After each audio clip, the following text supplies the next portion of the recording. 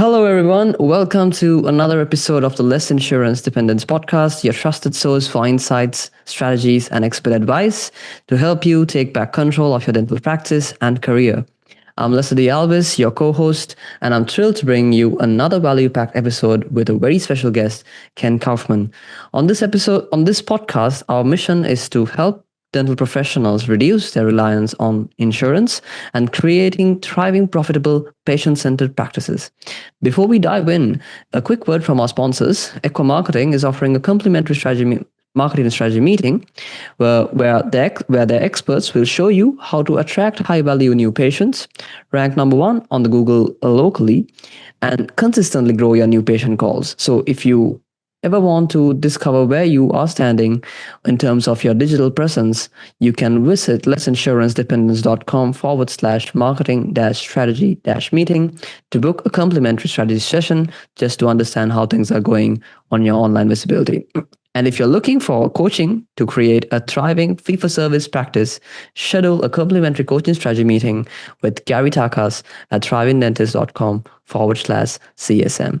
Now, on to today's episode. I'm excited to welcome Ken Kaufman, a respected leader in dental finance and CFO services. Ken and his team are industry leaders in accrual, accounting, financial reporting, cash forecasting, road mapping, and fundraising, all with the goal of helping dental organizations grow their business and lead with confidence. Today, Ken will share how financial clarity and smarter systems can help dentists not only strengthen their business, but also reduce their dependence on insurance. Ken, we're excited to have you here. Thank you so much for being part of this podcast. Lester, thank you. Thrilled to be here. Excited for this discussion. So let's start with this idea in mind. How does financial clarity empower practices to reduce their dependence on insurance? Sure. The most interesting part of that question is that a dentist wants to go through this process. And it should feel initially kind of scary, and it should feel like we're afraid about what's going to happen financially to my practice.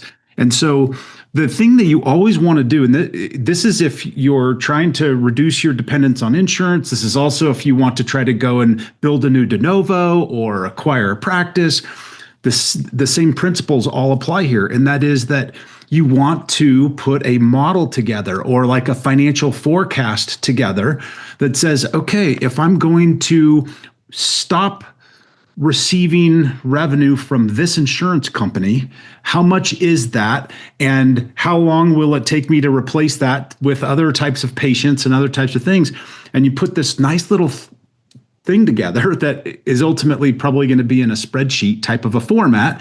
And it's going to tell you, okay, we can only reduce our insurance dependence this much over the next however many months, and we can plan all that out really nicely and make sure that you don't run out of cash in the process, because right, cash is king here, and that drives, and liquidity is what helps our businesses be sustainable over time. And so it gives you this opportunity to just plan really, really carefully, and you don't have to be worried about, am I going to run out of money? We'll have the model will tell you the timing and how you need to go through the process while still maintaining enough liquidity to be able to cover payroll and your expenses and those sorts of things. Does that make sense? Exactly. It makes a lot of sense. I think financial clarity is really the foundation. But one of the biggest fears dentists have is cash flow. Now let's talk about that. How can better forecasting and financial road mapping help practices confidently transition away from PPOs? Yeah. So this is interesting. And at the end of the day, you're going to make more money if you go down this path. But that may mean there are some short-term sacrifices or some, short-term pain for long-term gain. That might be a better or a cooler way to say it. But moving away from that dependence, it creates it just creates so many opportunities, because you're no longer beholden to one payer who, by the way, has been really, really bad over the last 5 years at increasing at all. Some might even be trying to decrease in some circumstances, right? And so, again, forecasting, thinking about the future, all of that planning can be done right inside these, this modeling concept or this forecasting concept that's just going to empower you to ultimately tell those insurance payers that, you're done and you're ready to move on. Exactly. Great insights. So now you also work with DSOs and larger groups. Let's talk about what independent dentists can learn from their approach. What lessons can solo and small group practices learn from DSOs when it comes to managing finances and growing outside of insurance constraints? Yeah. So to start with, because I get this question a lot about, this DSO over here, they're just so perfect and amazing and everything's going great. I would like to just break this down very clearly. Every DSO, when you lift up the hood, is a disaster. Dentistry is extremely hard. Trying to grow dentistry is even harder, and it is messy. And the reason why is it's so hard is because everything is so people dependent. And people are messy. People have problems. People have challenges. People don't like their job. People love their job. You have all of these different emotions and all these things happening all the time. I just want you to know that if you feel like your small group or your small DSO or your large DSO, if you feel like, man, we're just struggling, everybody is in the same boat. I just want to level the playing field, first of all. If you're feeling that level of stress, I don't know what to tell you other than welcome to dentistry and welcome to the hard work of trying to grow dentistry by locations or by number of chairs or like whatever your movement is there. Now, how does that relate back to insurance dependence? Well, again, at the end of the day, you went to dental school because you wanted to help patients, and there's a monetary reward. And the challenge is that the insurance companies are taking too much of that reward away. And so, the sooner you can get yourself on a path toward that, if that's what you want to do, the sooner you can get on the path. It's just the more money you're going to be able to make, and the more freedom you're going to have to treat patients the way that you want to treat patients. The more freedom you have to actually be even more selective about what types of patients or what types of modalities you want to even deal with inside of your practice. General practice, when we say to the world we do everything, that's hard. And so the ability to get really good at some things inside of one practice can be very, very beneficial. And again, all of that, as you break away from the shackles of the insurance dependence, it's just going to give you more and more optionality to build the practice that you want, not that your friend wants, not that your professor at dental school wants. Like it's what you want and what you're excited about and how you want to actually make your impact on the world. Exactly. Now, earlier, Ken, when we discussed, you mentioned about a book that you were working on. Would you like to share about that as well? Oh boy, this is. I may be putting myself out there a little too far, Lester, with this, but I'll mention it because it's not. We're nowhere close to it being done. I mean, this is a next year thing, but my daughter and I wrote a book a couple of years ago called Financial Secrets to Grow Dental Organizations. And from my perspective, that was my gift to the industry because I was just getting so many phone calls and people asking, how does the finance part of this work? And how do all these things work? Having been the CFO of two very large DSOs. And what my daughter and I are now doing, we've teamed back up again, and we're just in the beginning process of, because the book that we wrote was basically, hey, here are all these financial tools, clarity tools that you can use to build and grow your business and make it successful. Now what we're going to do is we're going to write a whole storyline around what happens when you want to try to monetize your business, when you want to try to sell it, or you want to try to bring new partners on and those sorts of things. So we're kind of going to that next step. And right now we're in character development mode My daughter is a novelist, and so that's why she even bothered to team up with me. Otherwise, she'd be like, "Dad, why would I want to help you write a book about dentistry? I could care less about that." But she creates characters, and then we're building a storyline so we can follow the journey of. And she told me yesterday that ultimately she loves the name Alexis, and so the dentist entrepreneur we're going to be following through this journey is Alexis, and we're going to, through her eyes, see what it's like to sit down with a private equity group and decide if we should partner or not with them.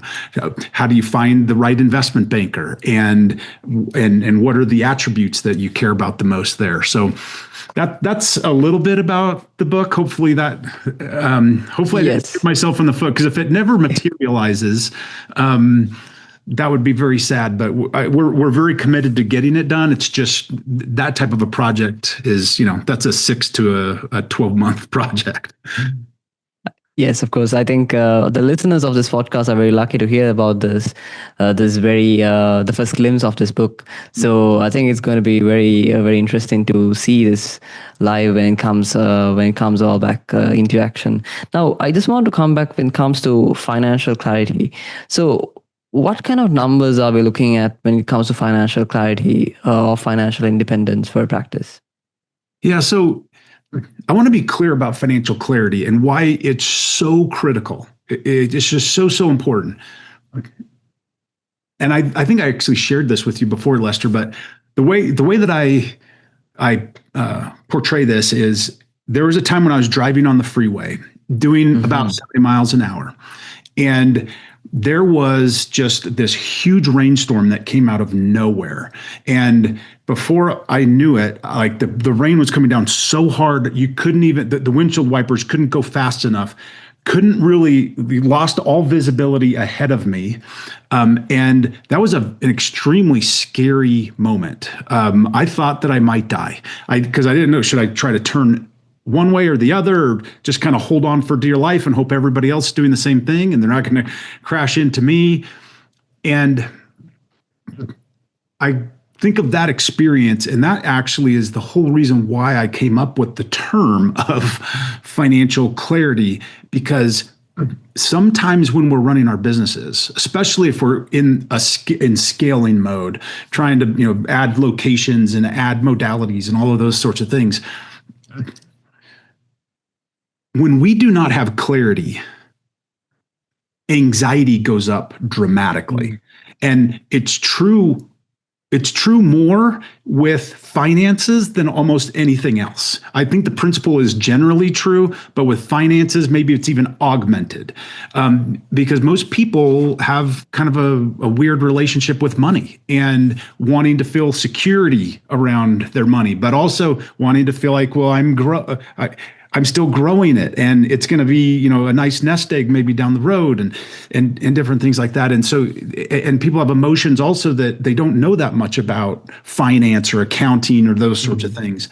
And so when we talk about financial clarity, the reason why I emphasize it is because when you have financial clarity, you now have the confidence to move forward with whatever it is you're deciding that you want to do next, in terms of your growth, in terms of your just how you're doing everything inside of your business.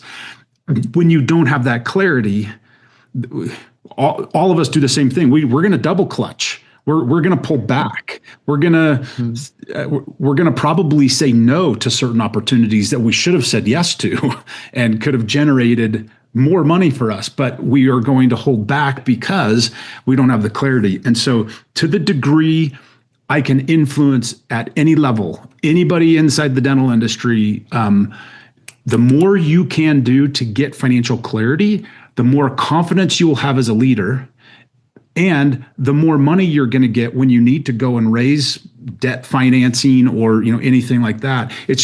It's this huge waterfall that of benefit and value that comes as soon as you invest to get to financial clarity. Yeah, and I think it also basically comes the peace of mind, right? Oh yeah. Basically, yep.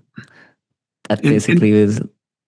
Yeah, and again, if you're in this mode of, I'm going to drastically change the landscape of my business by telling insurance to take a hike, and by now being responsible to recruit and find all of my patients because I realized the insurance company was doing that for me before. Yeah.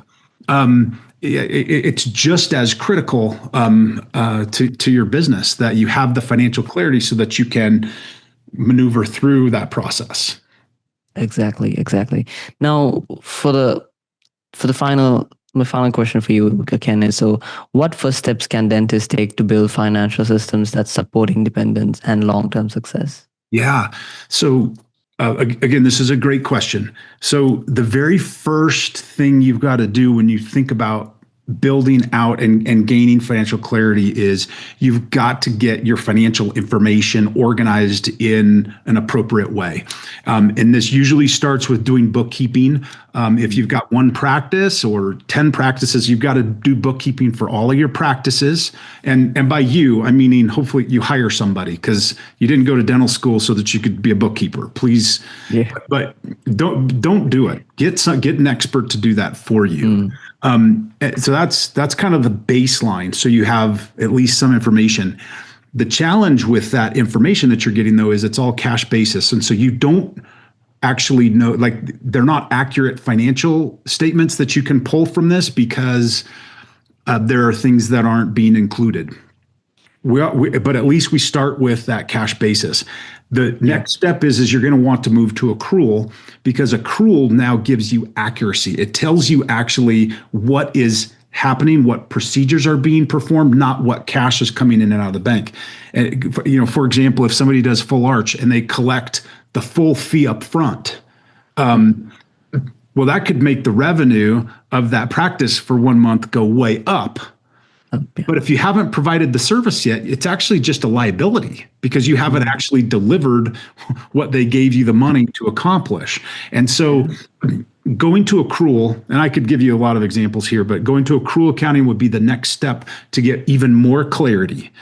Then the next step after that, and this is where it gets fun. Once you've got good, clean bookkeeping and then we get everything into an accrual basis, now we can do that forward-looking planning because we have accuracy about what's happened historically. We can now start to make assumptions about what could happen in the future as a result of that. And now you start to get clarity about what's happening in the future. And the more clarity you have there, the more confidence you have and the more capability you build around yourself so that you can actually execute and move forward on those growth initiatives and know you're not going to run out of money, and it's actually going to be cash flow positive for you by the 15th week that you've done this initiative or whatever it is, and everything's planned like really nicely about it. So again, got to do the basic bookkeeping, get yourself to accrual, and then get yourself into these forward-looking tools that will just help you make great decisions on a day-to-day basis, week-to-week basis, month-to-month basis, so you can build a great business. Exactly. Excellent advice, Ken. Thank you for breaking down that so clearly. I think anyone listening in got a lot of great nuggets that they can actually, put in and understand when it comes to financial clarity. Ken, thank you so much for joining us today and sharing your insights on how dental practices can use financial clarity to reduce their reliance on PPOs and lead with confidence. Thank you, Lester. It's been a pleasure. The key takeaway from today's episode is that strong financial systems aren't just numbers. They give dentists the confidence and freedom to make bold choices, including breaking free from insurance dependence. And as always, this podcast is about taking action. First off, if you want to attract more high-quality patients and reduce reliance on PPOs, schedule a complimentary marketing strategy meeting with Equamarketing at lessinsurancependence.com/marketing-strategy-meeting. Secondly, if you are looking for mentorship or personalized coaching to build a thriving insurance dependence practice, schedule a complimentary coaching strategy meeting with Gary Takas at thrivingdentist.com/CSM. Now, both of these are complimentary resources, and they are here to help you to take meaningful steps to look forward for the practice and the life you truly deserve. And if you found value in today's episode, please share it with a colleague or a friend who could benefit. Together, we can help more dentists take control of their future. Thanks for joining us, and I look forward to connecting with you again on the next episode of the Less Insurance Dependence podcast. Until then, keep moving forward, a thriving independent practice.